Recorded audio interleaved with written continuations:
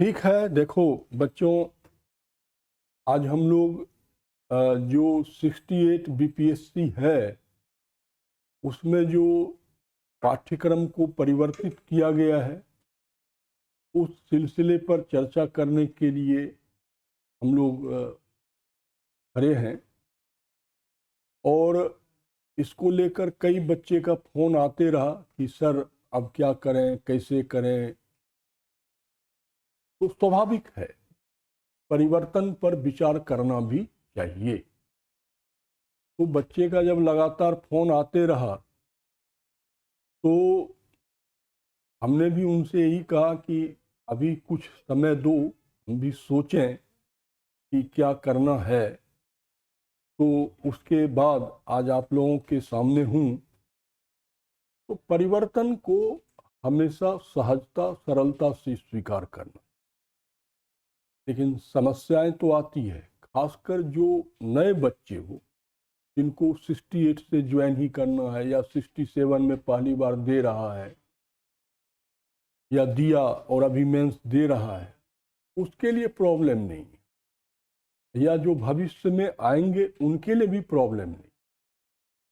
वास्तव में समस्या खड़ी हो जाती है जो 65वीं 66वीं, उससे भी पहले 64वीं से इस परीक्षा के संदर्भ में जुड़े हुए हैं, उनको लेकर हो रहा है कि भाई सर हमने वैकल्पिक विषय तैयार कर लिया था और हमें तो अच्छे नंबर मिल रहे थे, अब तो सर हमें 200 तक आ जाता। स्वाभाविक।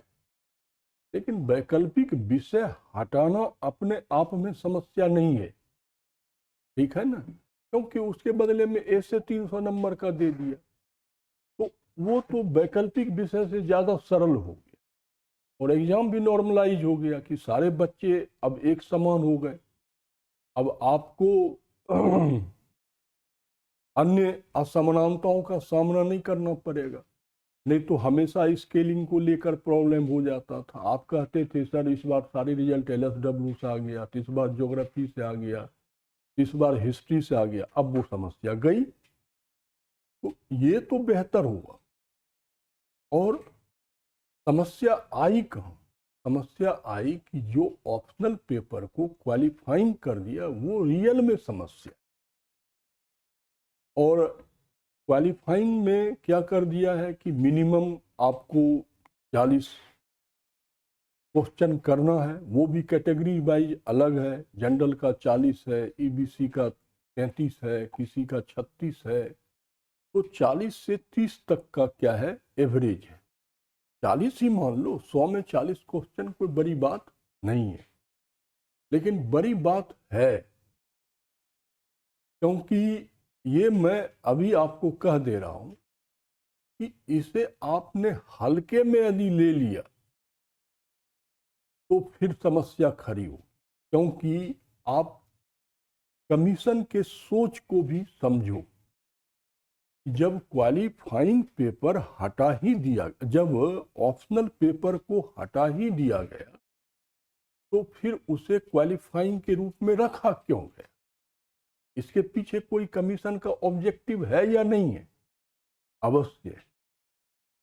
और वो ये है कि प्री में तो जो हम छटैया करेंगे सो करेंगे ही, मेंस में भी मैक्सिमम छटैया कर देगा, डिस्क्वालीफाई कर देगा।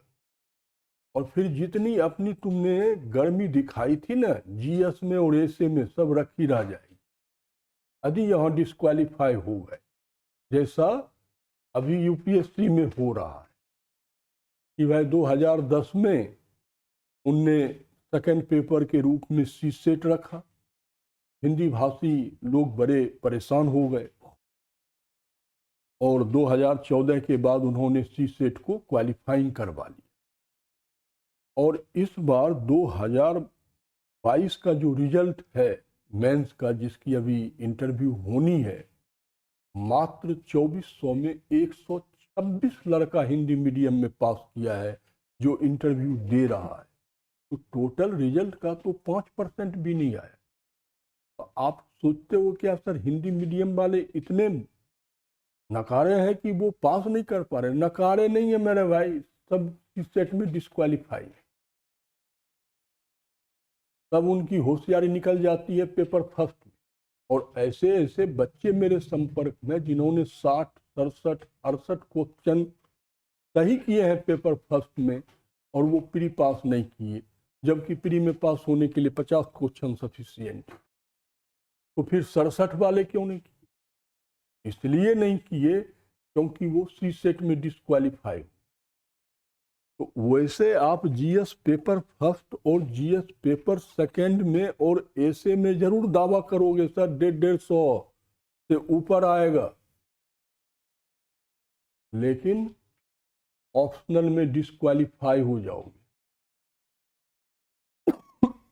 इसलिए ऑप्शनल पेपर को हल्के में नहीं लेना है कि क्वालिफाइंग है देख लेंगे, ठीक है ना, वो नहीं होगा। और जिसने ऐसा किया, और तो फिर मेरा वो ये कहे हुए जो कथन है उसको ध्यान रखिएगा कि सर सब कुछ तो सही था, डिस्क्वालीफाई हो गए, ठीक है। तो स्वाभाविक है तुम लोग जितने भी बच्चे तैयारी कर रहे हो वो लगभग अधिक से अधिकतम मुझे पहचानते होंगे बाय चेहरा से। मेरा नाम करुणेश चौधरी है। बहुत दिनों से तुम लोगों को हिस्ट्री पढ़ा रहा हूँ, ठीक है। और देखोगे तो सब हंसोगे भी, सर को बोले थे सर कहाँ से हमको बता रहे हैं, ठीक है। तो मेरा संबंध जरूर इतिहास से है, तो मैं निश्चित तौर पर इतिहास वैकल्पिक विषय के रूप में ही आपसे चर्चा करूंगा। और फिर आगे देखते हैं कि उसमें क्या क्या चीजें हमें चर्चा करने लायक है। सबसे पहले कि इतिहास विषय की तैयारी कैसे करें, तो यहां मैं आपको बता देना चाहता हूं कि अभी इस पर मैं व्यापक प्रकाश नहीं डाल सकता हूं। क्यों नहीं डाल सकता हूं? क्योंकि जो परिवर्तन किया गया है वो आदेश के रूप में तो आ गया है, लेकिन इस बदलते हुए स्वरूप का सिलेबस क्या है, तो वो अपने पास उपलब्ध नहीं है। तो जब उपलब्ध नहीं है तो स्वाभाविक है कि इस पर बहुत ज़्यादा नहीं कहा जा सकता। यदि मल्टीपल चॉइस क्वेश्चन है तो फिर इसमें हिस्ट्री रहेगा कि इंडियन हिस्ट्री रहेगा, ये एक संशय का विषय है। यदि हिस्ट्री रहेगा तो फिर वर्ल्ड हिस्ट्री भी रहेगा, यानी एंशिएंट, मिडिवियल और मॉडर्न के साथ साथ क्या रहेगा, आपको वर्ल्ड हिस्ट्री भी रहेगी। लेकिन ऐसा नहीं करना चाहिए, क्योंकि ऐसा करने से जटिलता और ज़्यादा आ जाए। तो जहाँ तक मुझे लग रहा है कि इसमें सिर्फ इंडियन हिस्ट्री को रख देगा, भारतीय इतिहास जैसा तुम लोग जीएस में पढ़ते हो, एंशिएंट, मिडिवियल, मॉडर्न। लेकिन भाई कमीशन का कोई वो नहीं है, वर्ल्ड भी रख सकता है, ठीक है। तो अब यहाँ पर आपको क्या करना है कि भाई जहाँ इतिहास की कई एक पुस्तकों का अब थोड़ा सा अपने स्तर पे क्या करना होगा, अध्ययन करना होगा, ठीक है। और जरूरी है, क्योंकि क्वालिफाई करोगे तभी तो कुछ होगा। क्वालिफाई ही नहीं करोगे तो फिर पेपर फर्स्ट, सेकंड और ऐसे में क्या करके आए, या तो तुम जानो या भगवान जाने, बीच में तो कोई नहीं जानेगा। तो ये अनिवार्य है कि कुछ जो इस विषय से संबंधित पुस्तक है उसके लिए आपको तैयार रहना होगा। और यहाँ पर हम लोग आपको हेल्प करेंगे कि भाई कौन सी पुस्तक पढ़नी है। तो गाइड नहीं पढ़नी है, ऑथेंटिक बुक पढ़नी पड़ेगी। जैसे एंशिएंट के लिए झांसी माली, मिडिवियल के लिए इम्तियाज अहमद, ठीक है। मॉडर्न के लिए ग्रोवर साहब हैं, बीएल ग्रोवर या बिपिन चंद्रा साहब। इन ऐसी ऑथेंटिक बुक को एक दो बार तो रीडिंग देकर फैक्ट निकालना ही होगा। नहीं तो संभव नहीं है। हाँ, अब वो फैक्ट कैसे निकलेगा, उसमें क्या पढ़ना है क्या छोड़ना है, उसके लिए हम लोग हैं, गाइडलाइन करने के लिए तो वही चीज़ें होती। अब देखो दूसरा चीज कि पहले इतिहास पढ़ने का प्रारूप क्या था, अब क्या प्रारूप होना। तो तुम लोग डीआई पढ़ते ही हो, तो उसमें जानते ही होंगे कि जैसे एक्सिस बनाते होंगे तो उसमें पढ़ते होंगे।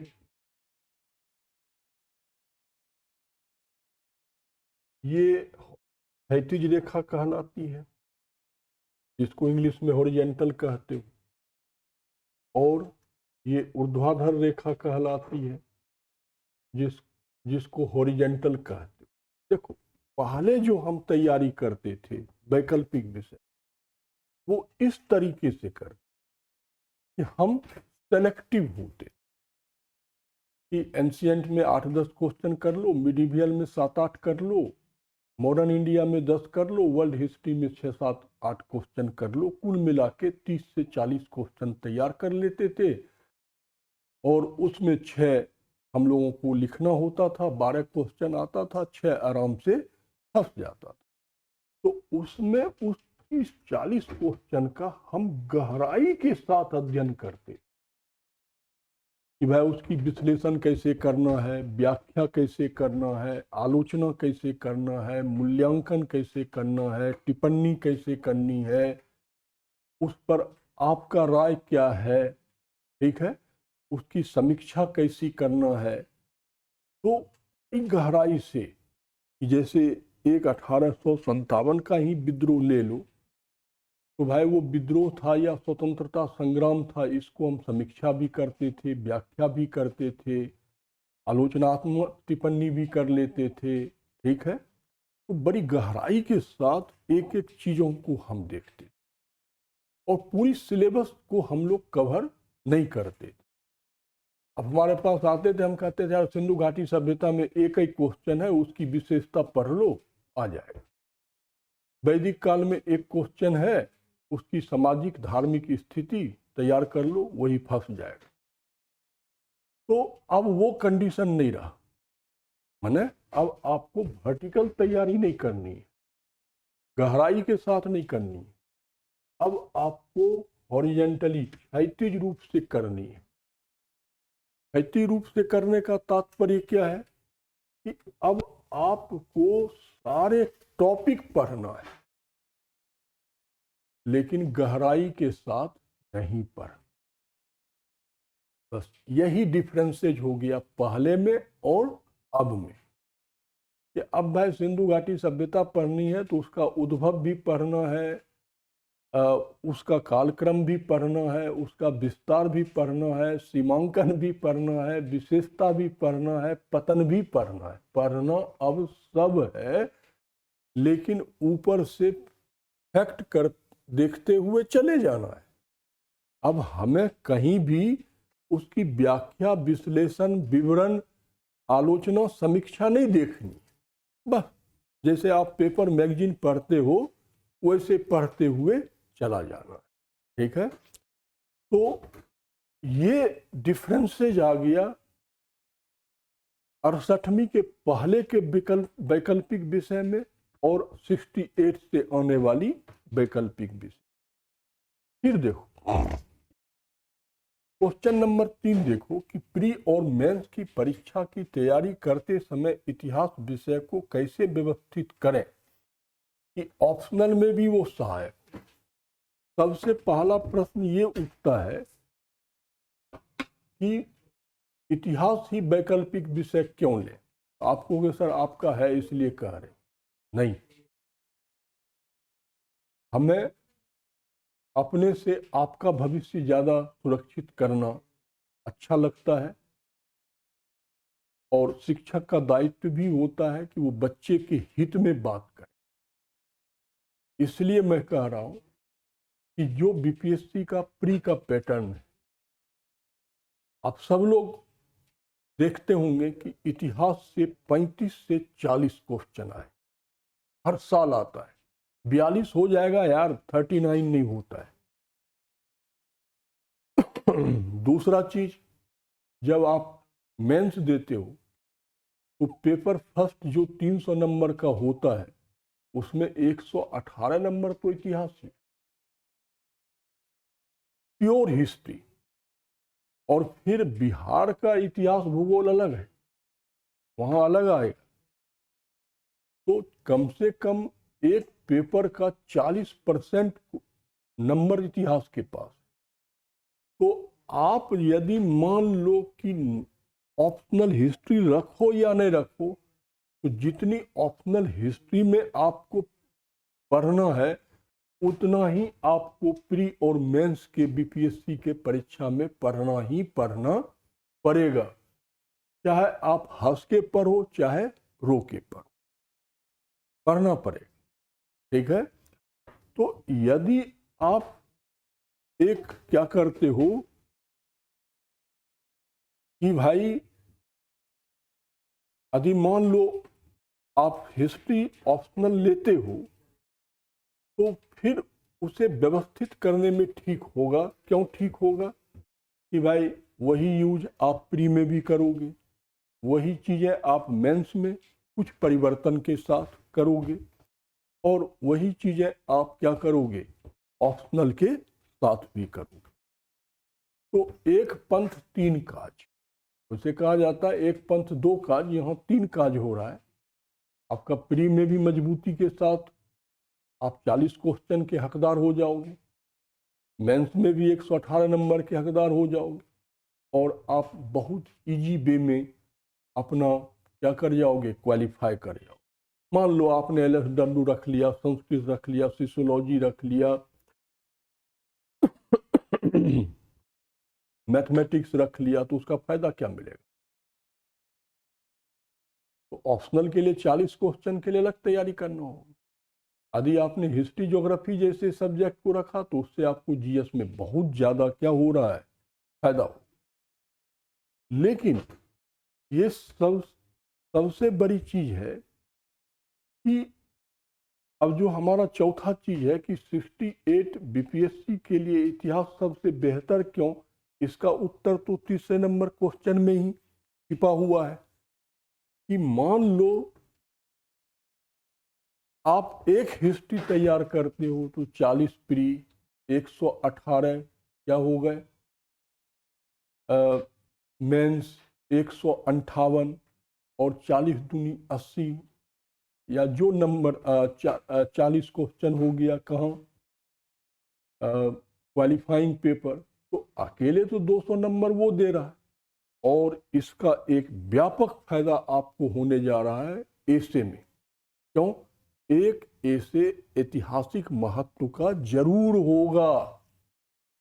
अब ऐसे का भी सिलेबस नहीं आया है कि 300 में 3 पूछेगा कि 2 पूछेगा कि 1 पूछेगा। जब आएगा मान लो कि 2 या 3 या यही करेगा, तो एक ऐतिहासिक विषय से संबंधित क्वेश्चन रहेगा ही रहेगा। तो वहां भी 100-150 नंबर का वो आपको मदद करके जाएगा। तो फिर ऐसे विषय का सिलेक्शन क्यों ना करें जो हम मैथमेटिक्स रख लें या हम LSW रख लें, लेके क्या करेंगे भाई, टोकरी में बेचने थोड़े जाना है। तो इसलिए हिस्ट्री जो है वो एक बेहतरीन वैकल्पिक विषय के रूप में उभरेगा भविष्य में, और हो सकता है आज आप इसके महत्व को नहीं समझें, लेकिन 68 मेंस के बाद जरूर 69 आते आते समझ में आ जाएगा। जब डिस्क्वालीफाई होने वालों की संख्या टोकरी में भर भर के निकलेगा, तब पता चलेगा नहीं ये भी विषय रखना चाहिए। ठीक है। अब देखो, जो क्वेश्चन आपके सामने आएगा, आप कहोगे सर जी फिर तो जीएस की तैयारी से हमारा ऑप्शनल पेपर की भी तैयारी हो जाएगा। हाँ हो जाएगा ना, बहुत अच्छे से होगा। अब जैसे जीएस है और जैसे ऑप्शनल है, अब मान लो जीएस में आपसे पूछा क्वेश्चन, क्या पूछा कि भाई सिंधु घाटी सभ्यता के समाज का स्वरूप क्या था, मातृसत्तात्मक, पितृसत्तात्मक, संयुक्त सत्तात्मक या निम्न में से कोई नहीं। तो आप तो आंख मीचोगे, टिक लगा दोगे, क्या सर्वमातृसत्ता, बिल्कुल सही है। अब जब यही क्वेश्चन कहाँ आएगा, ऑप्शनल के अंदर में आएगा, तो वो फिर क्या पूछेगा, वो पूछेगा कि सिंधु घाटी सभ्यता के समाज का स्वरूप मातृसत्तात्मक था, इसका कारण क्या है। अब आपको जितना जीएस में पढ़े थे ना, और जितना याद था उतना तो क्वेश्चन ही बन गया। धार्मिक कारण, आर्थिक कारण, राजनीतिक कारण, सामाजिक कारण और उत्तर कूट में दें। तो फिर यहां आपको समझना होगा कि किसी भी समाज के स्वरूप का निर्धारण वहां की दो चीजों से होता है। पहला कि समाज के अर्थव्यवस्था का आधार क्या है, और दूसरा कि समाज जिस धर्म से नैतिकता को ग्रहण कर रहा है उस धर्म का स्वरूप क्या है। तो भाई फिर उस हिसाब से हमें उत्तर देना पड़ेगा। तो उत्तर 2 होगा, कूट में निकलेगा, अर्थात 1 नंबर और 3 नंबर सही होगा। ये डिफरेंसेस समझ लेना, नहीं तो अपने मन में वहम नहीं पाल लेना क्या कि जो जीएस में है वही तो वहां भी है। और जो हमारे बीपीएससी के सचिव महोदय हैं उनने स्पष्ट कह भी दिया है कि ऑप्शनल का क्वेश्चन अलग प्रवृत्ति का होगा, और होना भी चाहिए, वो वैकल्पिक विषय है, उसमें थोड़ी गहराई होनी चाहिए। तो जहां जीएस के प्री के संदर्भ में आप सिर्फ ऑब्जेक्टिव में सिंगल चॉइस चूज करते हो, वहीं पर जब ऑप्शनल में आएंगे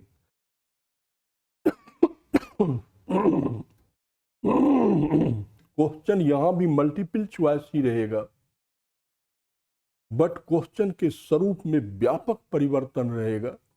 यहां कूट वाले भी क्वेश्चन रहेंगे, निगेटिव अप्रोच, निम्न में से कौन उत्तर नहीं है, ठीक है।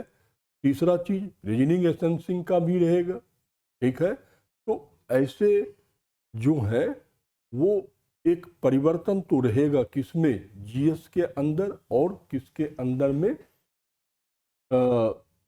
वैकल्पिक विषय के अंदर में।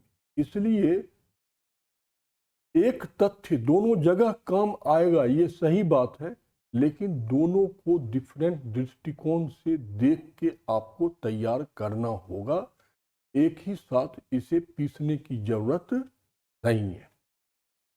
और अभी चूंकि हमारे पास सिलेबस आया नहीं है तो इस पर बहुत बृहद चर्चाएं तो संभव नहीं है, बट ये एक डिफरेंसेज है जिसे आप लोगों को समझ में रखना होगा। और निश्चित तौर पर चीज़ें जब और स्पष्ट होगा तो फिर हम लोग इस पर व्यापक चर्चाएं करेंगे, और फिर यही डिस्कवरी में उसकी क्लासेस भी क्या होगी, शुरू हो जाएगी, ठीक है। और यहाँ भी हम ही आपसे मिलेंगे, जाने माने पहचाने चेहरे, ठीक है। इसलिए कोई दिक्कत की बातें नहीं है। दिक्कत आएगी तो हम सब लोग मिलके उसे क्या करेंगे, दूर करेंगे, ठीक है, ठीक है।